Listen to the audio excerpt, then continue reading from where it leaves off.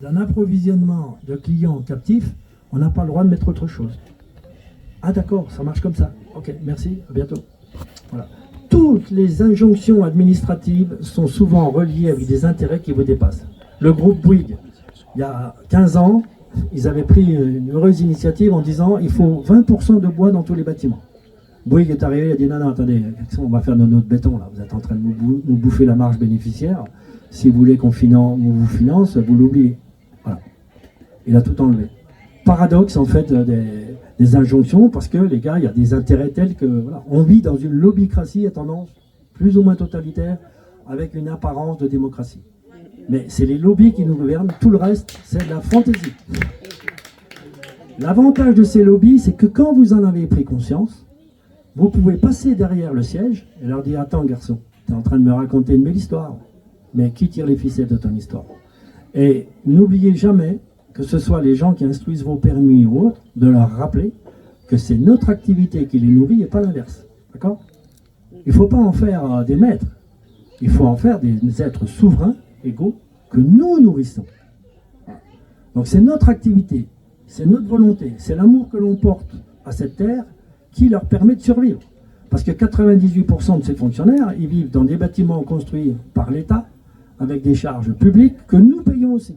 Voilà. Donc il faut aussi les ramener à la réalité que le jour où nous, moi je leur ai dit, hein, le jour où j'aurai faim, il y a longtemps que tu seras mort de faim. Alors respecte un peu celui qui te donne la gamelle. Voilà. Et dans un échange loyal, évidemment. Mais il faut quand même leur rappeler les positions. Donc n'hésitez pas, n'ayez pas peur. Parce que la peur, c'est le premier handicap dans la vie. Tu as peur du truc, tu as peur qu'on te refuse, tu as peur que ci, tu as peur que ça. Bon, après, avancez, apprenez à voir la loi en face, et puis apprenez à comprendre les subtilités de celui qui l'a écrit et à qui profite la loi. La loi, elle ne nous profite pas à nous, ils nous considèrent comme de la merde. On est du bétail pour eux. Donc, du bétail qu'il faut essayer de contenir dans une masse démographique contrôlable. Et la masse démographique contrôlable, c'est arrêter le mitage, arrêter que les gens deviennent autonomes et les ramener dans le troupeau. Ils ne veulent pas de brebis égarées. Ils veulent des gens qui soient reliés au réseau. Petit aparté, on nous a beaucoup parlé de la 5G, du vaccin, etc. Le premier vaccin, c'est le compteur Linky que vous avez chez vous. Il mesure tout, il est capable de contrôler 98% de vos actions interactives avec le réseau. Et puis, ce n'est que le début, parce que c'est un programme évolutif. C'est pas un programme, c'est un programme qui devient captif et évolutif. Donc, petit aparté aussi, votre compteur Linky, vous n'êtes pas obligé de le garder. Et nous, on incite les gens, non pas à le pirater ou quoi que ce soit, c'est donner un coup de chalumeau dedans, il a brûlé, terminé. Au bout de 3 fois, vous inquiétez pas, ils ne viendront pas vous embêter. Voilà. Et il ne faut pas avoir peur. Après, ça c'est des notions, pas de piratage, c'est des notions de dire, voilà, ma propriété, elle s'arrête là.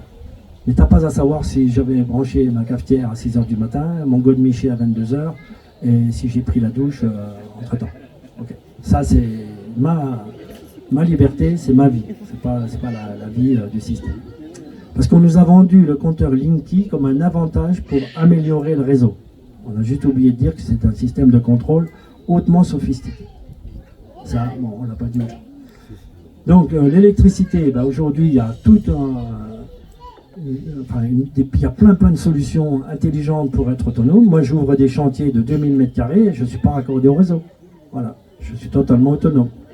Le prix des onduleurs a été divisé par 4.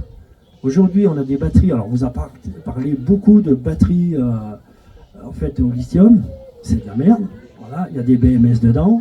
C'est des éléments captifs. Alors qu'aujourd'hui, il y a une nouvelle génération de batteries qui coûte 4 fois moins cher. Donc, aucun intérêt, évidemment.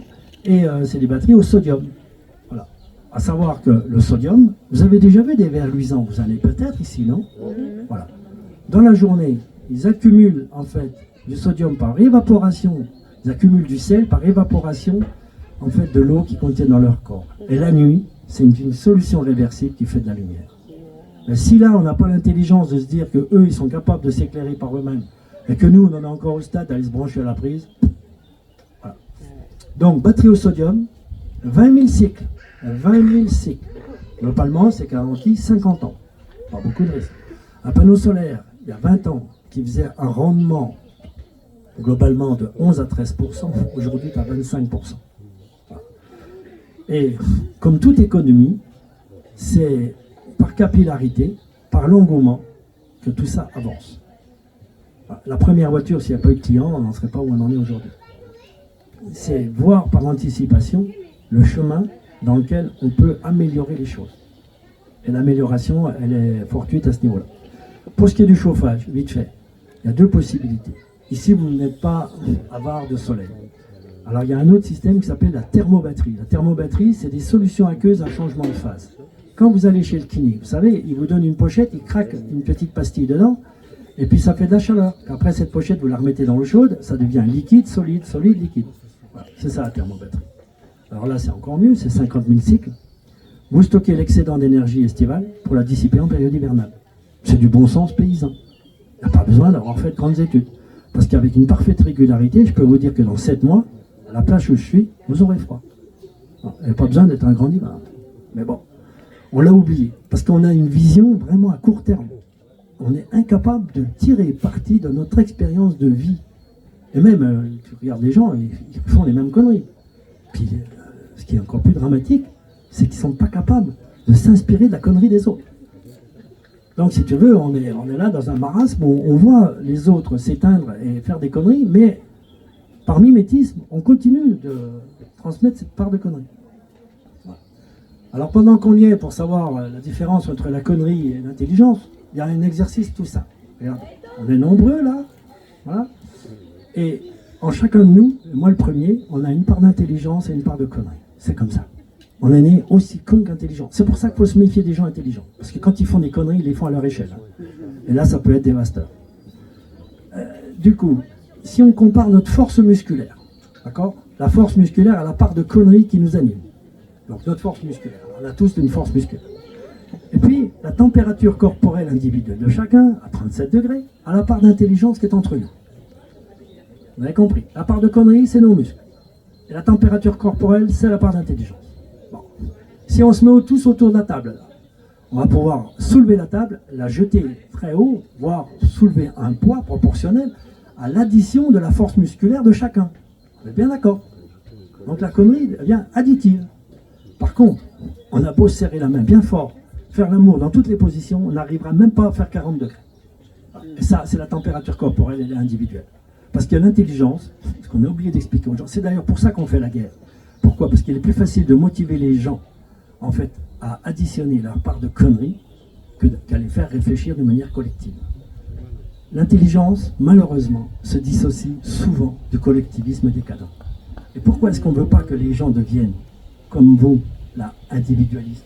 C'est pas le bon mot, mais je veux dire centrés sur leurs besoins dans un milieu vivant, ouvert, c'est parce qu'ils échappent à la matrice, évidemment. Si tu réponds à tes propres besoins, tu n'as plus besoin de la pharmacie, tu n'as plus besoin du médecin, tu n'as plus besoin des autres. Et alors, le business, comment il va se passer ? Voilà. Moi, j'ai mis une chaudière à gazéification chez moi. Donc, tous mes déchets, je les revalorise, en fait, en chaleur. L'hiver, l'été, je peux faire de la fraîcheur avec un moteur Stirling. Eh bien, l'administration est venue, m'a fait un contrôle fiscal, en me disant « Ah oui, mais vous n'avez pas de TVA sur les produits de chauffage. » Ah non, j'ai pas de TVA, je charge ma chaudière avec mes poubelles. Ah ben non, mais ça peut pas le faire. Je dis, ah bon, quelle est l'obligation, en fait, légale, de payer une TVA sur des produits que j'ai déjà achetés ? C'est mes déchets. Ah ben non, mais si tout le monde, alors, la réflexion, si tout le monde fait comme vous, qu'est-ce qu'on va faire dans nos centres d'incinération ? Ah oui, parce que quand vous mettez vos déchets à la poubelle, qu'est-ce qu'ils font vos déchets ? Ils prennent un camion, on les transporte, on les revalorise, on les trie, peu importe. Avec un nuage, mais complet, il n'y a plus aucune traçabilité. Puis ensuite, où on les envoie en décharge, où on les revalorise, où on ne sait pas où ils partent. Tout ça, au sommet, vous avez la communauté des prépuces mutilés et juste en dessous, la communauté de la franc-maçonnerie, qui gère le pays. Et les déchets, c'est la plus grande ressource. Et si vous avez des enfants, les seuls vecteurs de croissance économique dans lesquels il faut les engager, c'est la revalorisation des déchets. Les 5 multinationales qui, ces 20 dernières années, ont fait le plus de bénéfices et ont fait le plus de croissance, ce sont des multinationales qui se sont intéressées à la valorisation des déchets. Prenez un exemple. Ikea. Tout le monde connaît Ikea. Quand vous achetez un meuble chez Ikea, il faut savoir que la matière première qui compose le meuble, non seulement ne leur a rien coûté, elle leur a rapporté 50 € la tonne. Voilà. Bravo, je dis bravo. Le mec a eu cette intelligence de dire, plutôt que d'aller chercher des arbres dans la forêt, je vais revaloriser tous les déchets ligneux en collecte, et puis ils vont payer pour me les amener. Parce que moi, je vais monter un outil pour les revaloriser, en faire des panneaux, et je leur revendrai. Alors quand la matière première ne te coûte rien, qu'elle t'a déjà rapporté, tu comprends que le levier de croissance, il est gigantesque. Voilà. Moi, j'ai rien contre les gens riches, je cherche juste à comprendre le mécanisme par lequel ils sont devenus meilleurs que moi. Ils peuvent m'inspirer. Arrêtons de les jalouser. Il y a des pathologies dans tous les domaines. Mais j'ai quand même rencontré plus de pathologies chez les pauvres que chez les riches. Les riches, ils ont d'autres pathologies. Mais ils peuvent aussi nous apprendre des modèles, comme Ikea par exemple, où tu te dis, tiens, est-ce que l'avenir, ce ne serait pas de revaloriser nos déchets? Alors dans les déchets, qu'est-ce qu'on a? On a des masses extraordinaires de matière organique. Les poubelles, c'est composé de quoi? Alors bon, vous faites tous des composts, donc vous êtes déjà au courant que la matière organique, il faut arrêter de la mettre dans les poubelles. Mais la plus grosse valeur ajoutée aujourd'hui pour les enfants de demain, c'est l'aluminium. Parce que les gens ne savent pas, avec l'aluminium, on fait de l'hydrogène. Avec une solution très très simple, puisqu'on refabrique de l'alumine. Donc on récupère. Et la plus grosse consommation d'aluminium sur la planète, c'est pas les ailes d'avion et l'aéronautique, c'est la consommation alimentaire, des bières et de l'emballage alimentaire. Donc tout cet aluminium qui finit dans nos poubelles. Il faut apprendre à le revaloriser d'une manière saine et efficace et pas complexe. Le verre aujourd'hui se revalorise en partie, mais encore là, on a affaire à des lobbies bien installés où ils récupèrent le verre et ils nous revendent le produit de la récupération, sous des couverts fallacieux du genre la recherche pour le cancer et pourquoi pas sur le toucher rectal pour certaines communautés. Ok?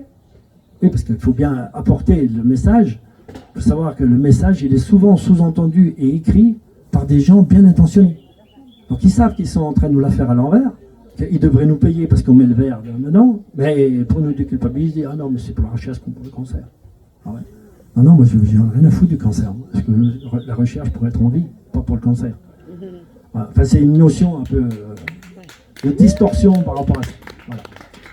Voilà. Donc le verre, le fer, l'aluminium, ensuite les matières organiques, et ensuite le polystyrène, le carton, le papier, y compris les plastiques, mais je vais y revenir pour les plastiques parce que là c'est d'actualité. Tout ça, vous pouvez en faire en fait un substrat utile pour nourrir une chaudière gazéification. La chaudière gazéification, c'est une chaudière qui ne brûle pas la matière, qui l'amène à un degré de fusion, comme dans la pyrolyse, et qui permet de générer 99% de l'énergie contenue dans le produit. Et après, il reste les déchets plastiques. Et dans cette période où vous allez à la pompe, là, payer du gasoil à 2 €, et encore il n'est pas assez cher, j'espère qu'il sera à 5 rapidement, il faut que vous appreniez que le plastique, c'est un matériau devant lequel on devrait faire sa prière tous les matins. Pourquoi? Parce que c'est issu, en fait, des hydrocarbures, du pétrole, et que le pétrole, plutôt que de brûler comme on le fait actuellement, c'est le matériau le plus noble, c'est le matériau qui permet, le pétrole brut j'entends, 296 composés utiles à l'homme et à peu près 4000 dérivés. Dans ces 296, avec du pétrole, on fait des engrais, on fait des médicaments, on fait des matériaux, on fait de tout avec du pétrole. Le pétrole est omniprésent dans notre vie, d'accord? C'est gigantesque ce qu'on peut faire. Mais on a oublié de dire aux gens que dans le plastique, l'avantage de ce matériau, il est recyclable à l'infini. Donc aujourd'hui, vous arrêtez de jeter vos plastiques, vous les mettez dans un conteneur, les conteneurs de 1000 litres que vous avez là, tous les PET, les PER, tout ça, vous mettez tout dans un conteneur. Et avec 1 tonne, j'ai bien dit 1 tonne de plastique, nous on sait faire 780 litres de gasoil. 1 tonne, 780 litres. On n'est pas des bons, hein, parce que les bons, ils font 950, mais après le procédé n'est pas le même. Qu'est-ce qu'on fait? On prend les déchets plastiques, on les met dans une cuve étanche, on chauffe la cuve, le plastique se ramollit, il passe sous l'effet de gaz. Ensuite, ce gaz, on le fait passer exactement comme dans la distillation, dans un condenseur qui permet, en fonction de la température, d'avoir du kérosène, de l'essence, du gasoil ou des produits pétroliers liquides. Alors ces produits pétroliers, il faut savoir une chose, c'est qu'ils n'ont pas actuellement d'autorisation légale pour les mettre dans votre réservoir. Pourquoi? Parce que vous n'avez pas la TIPP, qui correspond à 85% du prix de ce que vous payez à la pompe. Pourquoi est-ce que chaque fois qu'on fait une guerre, il faut que le prix du pétrole augmente? Tout simplement pour financer la guerre. C'est vous qui l'avez financé la guerre. Les missiles qu'on voit tous les jours là, partir Un missile, ça vaut entre 1 500 000 à 7 millions d'euros. Missile balistique. Après, missile intercontinental, là, on est à coût de centaines de millions d'euros. Et on en balance 3 000 par jour. Faites le calcul, qui paye ça? Voilà. Et la guerre ne s'arrêtera, et petite anecdote, tant qu'il y aura des gens pour fabriquer des bombes, tant qu'il y aura des gens qui tireront profit de la fabrication d'un instrument de mort, il y aura des guerres. Ça n'a rien à voir avec la pacification, apprendre à s'aimer les uns les autres, apprendre à se faire des beaux semblants, la diplomatie, etc. Tout ça, c'est du théâtre. Voilà. Les fondamentaux, tant qu'il y a des gens qui fabriqueront des bombes, il y aura des guerres. Voilà. Un produit, en plus, une bombe, il faut savoir une chose, c'est que c'est un produit avec une DLC, une date limite de consommation très courte. Pourquoi? Parce que les agents actifs de la bombe, on ne peut pas les conserver sur 50 ans. C'est pas vrai. Donc, quand on a fabriqué un quota de bombes, il faut les utiliser. C'est un impératif. C'est comme le mec qui produirait des tomates et puis il ne saurait pas faire des conserves avec. Les bombes, on n'en fait ni des suppositoires ni des conserves. Il faut les envoyer à destination sur le champ de bataille. Alors, où on les envoie à Cangeverse pour que les mecs s'amusent un peu avec, parce qu'il y a encore quelques névrosés costumés qu'il faut bien occuper. Hein. Et puis bon, voilà, c'est des gars, objectivement, qu'est-ce qu'on leur ferait faire d'autre? C'est normal. Mais vous, les femmes, qui donnez naissance à des hommes qui n'ont pas compris que si on continue de porter du costume et d'être des assassins costumés, ne venez pas pleurer demain qu'on ait encore, on va dire, la déchéance de porter des cercueils issus des combats. On est en pleine décadence. Voilà. Mais il faut faire prendre conscience de l'usage, en fait, de l'énergie. Si on met de l'énergie à fabriquer des bombes, c'est pas pour planter des poireaux. Il va falloir en faire quelque chose. Voilà.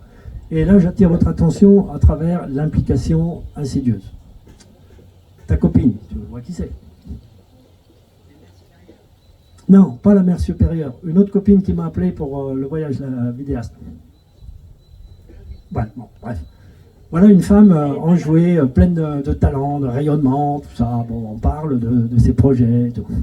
Et puis elle me dit, ah ouais, mais ça c'est super, mon mari va pouvoir me le faire parce qu'en fait, il travaille à Toulon, dans l'armement à Toulon, et il est programmateur pour le lancement des missiles à bord des bateaux. Moi, je dis, bah, c'est formidable. T'as pas... C'est où le problème? Qu'est-ce qui t'est arrivé dans la vie pour finir aussi bas dans l'échelle humaine? Je veux dire, partager ton microbiote avec un mec qui fabrique des missiles, un lanceur de missiles. C'est grave quand même, c'est grave. Donc c'est les femmes qui portent aussi cette part de responsabilité à initier l'intelligence et le devenir de l'usage que l'on fait de notre intelligence. Si c'est pour être intelligent et fabriquer des missiles, excusez-moi, mais je préfère rester con. Voilà. Et quand je vois leur réussite, à tous ces militaires, j'ai qu'une envie, c'est d'échouer. Voilà. J'ai pas envie de leur ressembler. Et c'est cette prise de conscience collective qui fera qu'à un moment donné, il va falloir leur demander des comptes, leur dire, n'oubliez pas que c'est notre activité qui vous nourrit et pas l'inverse, toujours sur la fonction publique, et surtout l'emprise psychologique de la peur. Parce que ces gens-là, ils ne vivent que dans la peur. Et ils fabriquent des peurs pour pouvoir être des sauveurs, quoi. C'est les pompiers pyromanes. À dire, ah ben oui, mais c'est l'autre qui l'a agressé, on est obligé de répondre. Regardez le schéma par lequel on nous a apporté ces guerres. On a été agressés. Ah ouais, mais c'est bizarre, vous aviez des murs qui détectaient même les fourmis à 50 mètres là, de protection. Et à 600 mecs qui sont passés, vous les avez pas vus passer? Non, on ne sait pas. Non, mais ils nous ont agressés, on a le droit de se défendre. Ouais, d'accord, mais bon, c'est un peu léger. Voilà. Donc pour en revenir à l'urbanisme, n'ayez pas peur. Voilà. Si vous avez un problème, aujourd'hui il y a plusieurs associations en France qui ont délégué des pouvoirs à des avocats qui sont hautement... C'est les avocats qui aujourd'hui apprennent le métier aux juges. Il ne faut pas oublier. Au tribunal administratif, c'est souvent un franc-mac, hein. Ça se voit déjà avec son profil psychologique. Le mec psychorigide, tendu, dans son petit costume. Et l'avocat lui apprend la loi. Ça, c'est génial. Parce que le juge, tout aussi ignorant qu'il soit, à un moment donné, il accepte de comprendre le monde dans lequel on vit si l'avocat lui ouvre les petites portes. Par lui-même, c'est pas un... Bon, pour finir juge, en fait, il ne faut pas être curieux. Pourquoi? Parce que quand tu as compris, tu n'as plus besoin de juger. Retenez bien ça. Quand tu as compris la situation, tu n'as plus besoin de la juger. Regarde, Élie, quand tu comprends les choses, tu n'as plus besoin de les juger. Tu n'es pas dans le jugement. Voilà. Et quand tu comprends... Donc, c'est des grands malades, en fait. Grands malades qu'il faut aimer, quoi. Tu es en train de me juger, mais tu n'as pas compris le problème. Donc on va t'apprendre déjà à comprendre le problème pour arrêter de juger aussi sévèrement. Et n'oubliez pas, il y a plein donc, il y a Robin des Bois, il y a plein d'associations donc qui aident les gens, parce qu'il y a aussi le facteur du collectif. Ça, c'est génial. En face, on a une administration vraiment tendue. Mais si nous, on apporte des initiatives heureuses, c'est ces initiatives qui vont nous permettre tout doucement de planter des petites graines en disant « Ah, ça s'est fait à tel endroit ». Moi, j'ai fait un bassin de phytoépuration actif chez moi à tri sélectif. L'administration me dit « Ah, c'est pas un régal, on ne sait pas ce que c'est ». Ah, attends, si tu ne sais pas ce que c'est, je vais t'enseigner ce que c'est. Voilà. Aujourd'hui, vous avez beaucoup de gens qui font des toilettes sèches. Bon, les toilettes sèches, ce n'est pas la panacée pour plein de raisons. Quand vous arrivez dans une maison qui est déjà construite, il est rare qu'il y ait eu des toilettes sèches préalablement. Et puis les toilettes sèches, il y a aussi le problème des odeurs qui peuvent apparaître sous certaines latitudes, entre autres quand il y a beaucoup de soleil, et puis la destination des éléments. Il y a deux facteurs très intéressants qui sont très simples à mettre en place. Le tri séquentiel, on récupère les jus, tout ça, ça arrive dans un tuyau, c'est zéro d'investissement, d'accord? C'est un tuyau de 4 mètres en 200 dans lequel on fait des trous dans le sens de l'écoulement de l'eau. Et ensuite, on récupère les liquides dans un premier temps, au milieu, liquide solide, et à la fin, les solides. Dans les solides, on y met quoi? On y met du broyat végétal avec des bactéries micro-efficientes. Au milieu, on met du charbon actif avec des bactéries micro-efficientes. Et en premier, on met un filtre à base de pouzzolane. Et tout marche très bien. Allez voir sur ma chaîne, moi je bois l'eau qui sort de mes toilettes. Et je ne l'ai pas bu à titre personnel. Je l'ai même fait boire à un journaliste qui n'était pas convaincu au départ. Bon, après, on avait fait l'analyse avant quand même, parce qu'il ne fallait pas le renvoyer dans une caisse chez lui. Ça n'a pas été des meilleurs. Mais voilà. Donc l'eau, c'est ce qu'il y a de plus facile à retraiter. Voilà. C'est pareil, c'est un matériau extraordinaire. Donc quand on vous dit oui, mais il n'y a pas d'eau, il n'y a pas ci, il n'y a pas ça, voilà. Donc l'eau, c'est très facile à filtrer. Et la meilleure filtration pour l'eau, c'est l'argile, indéniable, la porcelaine. Vous avez des filtres à porcelaine qui filtrent aujourd'hui à 0,2 microns. Donc les bactéries, tout ça, ça dégage. Et puis n'oubliez pas l'argile. Parce qu'avant d'être en chair et en os, comme vous êtes devant moi, il y a 5 millions d'années, vous étiez des petits têtards dans de l'argile. Voilà. Donc on n'espacera pas 5 milliards de vie et d'expérience. Ensuite, l'avantage d'avoir des toilettes à tri séquentiel, c'est qu'en bout de chaîne, vous allez pouvoir revaloriser évidemment pour vos toilettes le matériau inerte, stable, sans odeur. Et ça, c'est très intéressant. Et dans la maison, il est urgent de s'appliquer des phénomènes comme dans une cellule. Il n'y a aucun animal sur la planète qui fabrique autant de déchets que l'être humain. Les animaux ne fabriquent pas de déchets. Ils fabriquent du compost, ils fabriquent de la matière organique qui redépose sur le sol. Okay. Nous, on fabrique des tonnes et des tonnes. Et comment est-ce que l'humanité va finir? Je vous le dis tout de suite, c'est pas compliqué. C'est la contamination croisée par nos virus. Parce que vous avez 100 000 fois plus de bactéries dans le corps, on ne parle même pas des virus, dans le corps. Des bactéries utiles, tout à fait. Ces bactéries, quand elles se mélangent à d'autres bactéries, évidemment, eh bien, elles rentrent en concurrence, mais il y a deux possibilités. Ou ces bactéries ne rentrent pas en conflit, auquel cas ça crée un équilibre, ou ça crée une dissociation, et là les virus intègrent les bactéries. Il ne faut pas avoir peur d'un virus. Un virus, c'est rien du tout. C'est un petit brin d'ADN qui cherche à parasiter une cellule pour pouvoir se multiplier. Donc, avoir peur d'un virus, c'est une aberration. Il suffit de fermer les serrures pour pas que le brin passe chez vous. Et comment est-ce que l'humanité va finir dans sa décadence? Eh bien, la surpopulation, et là il y a plein de facteurs qui le montrent, la surpopulation va déjà nous priver de la dégradation de notre chromosome XY. Vous allez à la Gay Pride, vous allez vite comprendre où est le facteur limitant de la surpopulation mondiale.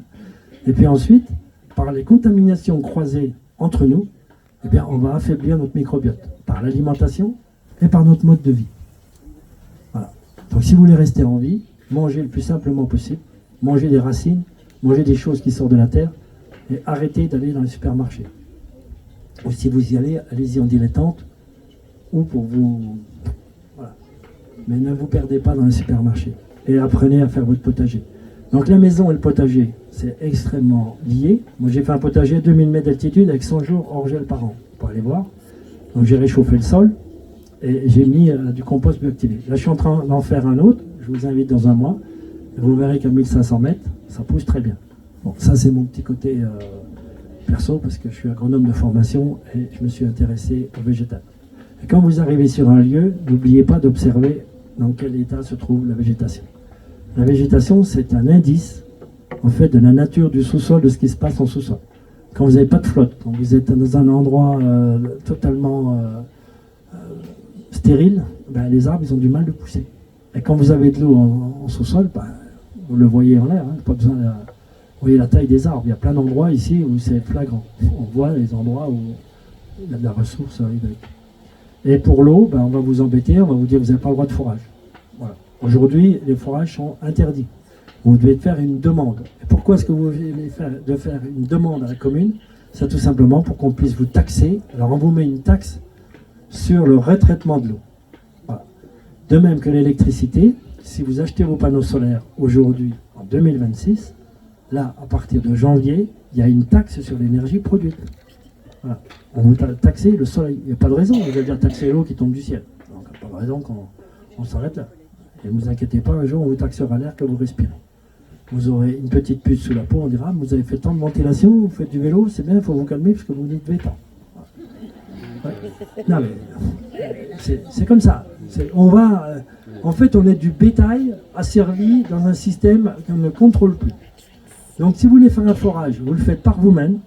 Vous avez une machine qui s'appelle la Milwaukee, avec des tiges montées sur des canules, c'est facile à faire. Nous, on en a acheté une et on se la partage en réseau.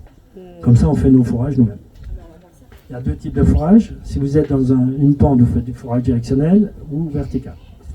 Apprenez à maîtriser la ressource en eau, c'est indispensable.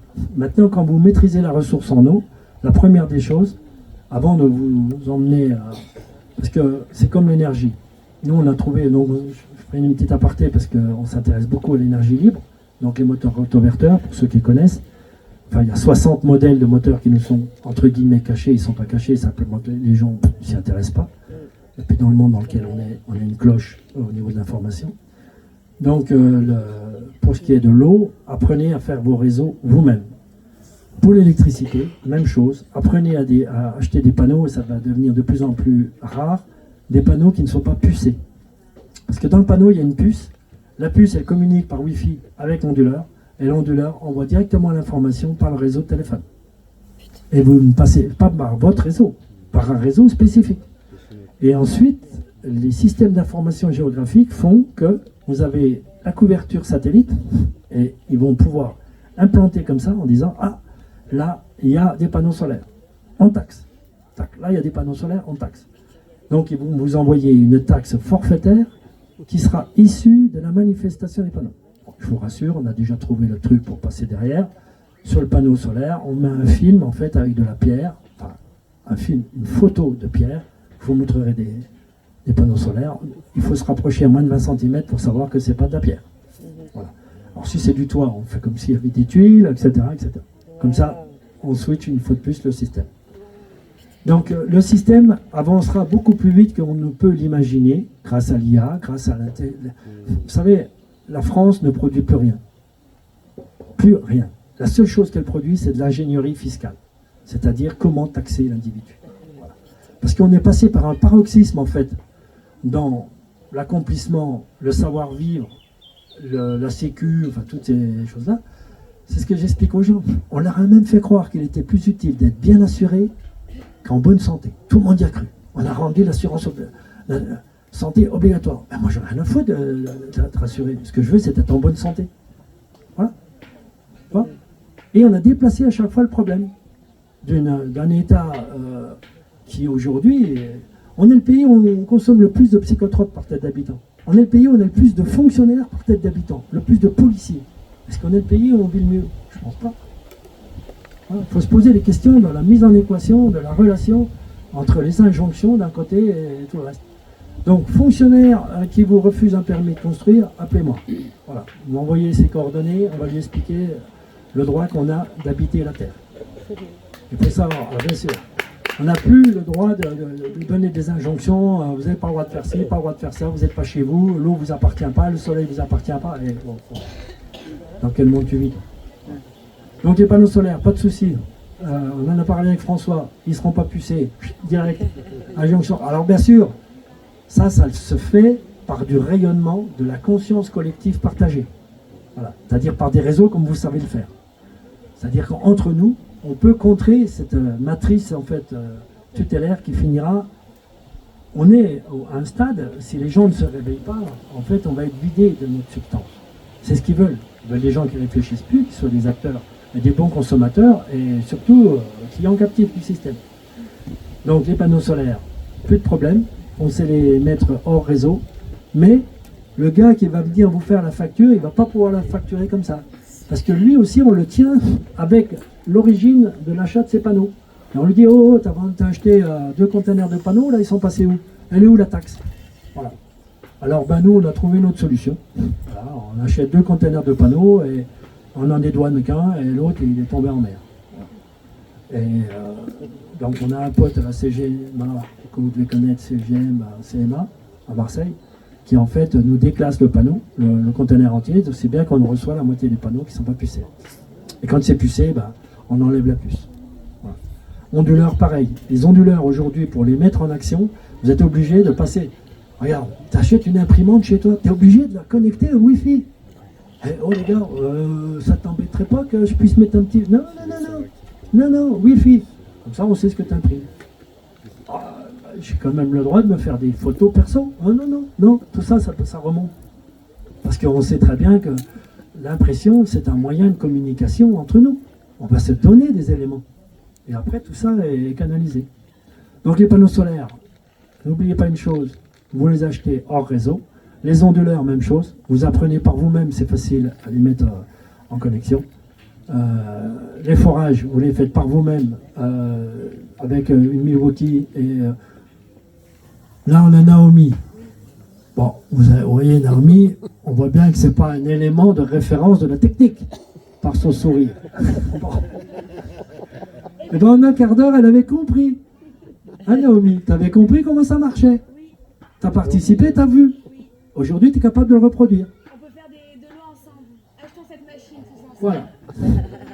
Donc, c'est pas compliqué du tout. Il suffit d'apprendre entre nous à sortir gentiment et à répondre à nos petits besoins, à notre petite échelle, et de se réapproprier la capacité qu'on a de faire. Voilà. Parce qu'on peut philosopher, hein, mais faire, c'est encore mieux. Avancer dans l'action pour ne plus être blotti dans nos peurs de manquer, nos peurs de... Et après, on fait de l'abondance, elle est tout autour de nous. Est-ce que vous croyez que le soleil, quand il brille, il dit, bon, alors aujourd'hui, je parle indépendamment des nuages. Est-ce que vous pensez qu'il dit, bon, alors aujourd'hui, je vais envoyer 20% parce qu'ils n'ont pas été assez sages, et puis finalement, je vais peut-être leur en mettre que 15. Ah non, le soleil, il brille. Les arbres, là, ce chêne, là, vous croyez qu'à l'automne, il compte le nombre de glands qu'il va laisser tomber par terre? Ah non, c'est l'abondance. Voilà. Ce que je dis aux hommes, quand tu éjacules, tu comptes le nombre de spermes que tu mets dans l'éjaculat. Ah, tu perds du temps, hein, je te rassure. Hein, pas l'essentiel. Voilà. Et c'est la même chose pour tout. Donc on nous contraint à tout compter. Tout. C'est bien que les gens n'ont plus d'initiative. Ils payent le gasoil 2 €, ils disent plus rien. Ils sont anesthésiés par la propagande. Voilà. Et on n'apprend pas aux gens à revaloriser. Donc vous voulez trouver des filières intelligentes pour vos enfants, lancez-les dans la revalorisation des produits, des déchets. Pourquoi? Parce que c'est le prochain gisement pour les 50 années qui viennent. On est passé d'une ère d'accumulation des poubelles à une ère en fait de revalorisation. On prend un exemple tout bête. À la périphérie de Moscou, les Russes. Il faut savoir que Moscou, c'est une ville qui est passée de 500 € du mètre carré, le foncier, aujourd'hui à 15 000 € du mètre carré. D'accord? On nous fait croire que les Russes sont des abrutis, des crétins. Bon, ils n'ont pas de chance. Ils ont hérité des 2 plus grands fléaux de l'humanité, qui sont l'alcoolisme et le communisme. Bon, et à leur âme, ils partent de loin. Mais il faut reconnaître à la Russie une intelligence individuelle extraordinaire, une ingénierie collective fabuleuse, avec des gens qui ont bien plus à nous apprendre qu'à nous envier. Et c'est un grand pays, c'est le plus grand pays de la planète. Donc ils n'ont rien à nous envier. Si on n'avait pas été aussi cons, on se serait associé avec eux. Et là, les États-Unis, on les aurait regardés de loin. Mais non, on a tout fait le contraire. On s'en est fait des ennemis plutôt que de s'en faire des amis. On les a critiqués. Eh bien, à la périphérie de Moscou, aujourd'hui où le prix de l'immobilier a atteint des asymptotes totalement imprévisibles, à l'époque, le communisme les avait empêchés de valoriser les déchets. Donc ils prenaient les poubelles et les emmenaient à la périphérie. Dans un périmètre assez proche, c'était à 5 km, il y avait des montagnes de poubelles. Et puis comme le permafrost là-bas, et les températures hivernales sont à moins 40, bah, ils accumulaient ça. L'été, ils remettaient un peu de terre dessus quand il fait chaud, et puis ça s'est accumulé. Mais malheureusement, vu la pression foncière immobilière, il a fallu qu'ils gagnent des territoires à la périphérie. Du coup, ils se sont retrouvés à construire sur leurs déchets. Mais quand je dis des déchets, c'est par hectare, de centaines d'hectares. Parce que bon, ils faisaient simple, hein, ils faisaient une couche de déchets, un peu de terre dessus, une couche de déchets. Sans compter que personne n'avait anticipé sur la fermentation des matières organiques enfouies, ce qui, sous l'effet du réchauffement, peut provoquer des poches de gaz qui peuvent exploser. Résultat, le plus grand des gisements aujourd'hui, ce n'est pas le pétrole qu'ils vont extraire, c'est les matières qu'ils ont enfouies, qui sont capables de revaloriser dans un cercle vertueux. Vous voyez là, voilà. Eh bien, apprenons, c'est une leçon qu'il faut apprendre entre nous. Sur la Côte d'Azur, par exemple, vous avez quand même un microcosme politique assez toxique, voire un des plus toxiques d'Europe. Côte d'Azur. Le Var, c'est le département où vous avez le plus de recours des entreprises mafieuses dans la construction. J'ai jamais vu autant de choses mais incohérentes dans la construction dans le Var. Parce qu'on va vous demander, aujourd'hui, le système est tel, on va vous demander un examen et un concours pour pouvoir devenir coiffeur. Vous ne pouvez pas ouvrir un salon de coiffure si vous n'êtes pas coiffeur, avec un minimum de formation. Par contre, vous pouvez vous lancer dans la construction de piscines et de maisons sans qu'on vous demande quoi que ce soit. Voilà l'incohérence du système. Donc ça nourrit des systèmes un peu débiles, avec des incohérences notoires. Donc n'ayez pas peur, jamais. Les solutions existent. Et face à un problème, oubliez en fait la certitude administrative et apprenez à jouer dans la cour des grands de ceux qui ne respectent jamais. Il y a deux possibilités, c'est où vous êtes confronté, vous êtes pétri de peur, et vous dites j'aurais pas le droit de faire ci, j'aurais pas le droit de faire ça, ou vous cherchez des solutions intelligentes pour vous adapter à la loi et tout en restant dans le cadre légal, construire d'une manière plus autonome, plus intelligente et plus vertueuse. Voilà. Si vous avez des questions, je suis prêt à y répondre. Et peut-être de vos questions, on élargira un peu le centre de ma pensée. Naomi. Mon ami Flo, il a une question. On l'écoute.